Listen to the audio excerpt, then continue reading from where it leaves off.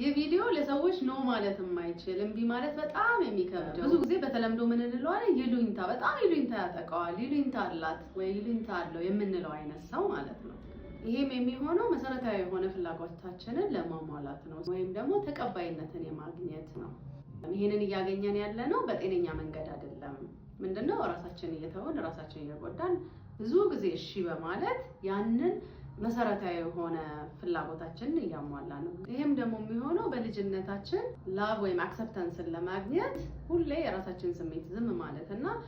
ሰዎችን ማስደሰት ለሰዎች መድረስ እንደዚህ ስንማር ነው ማለት ነው እንደዛ ሪሌት ማድረግ ወይም ደግሞ ከሰዎች ጋር መግባባት በእንደዚህ አይነት ወይ አክሰፕታንስ የምናገኘው ወይ ተቀባይነት የምናገኘው በዛ ወይ ሲሆን ነው ማለት ነው ስለዚህ አዌር መሆን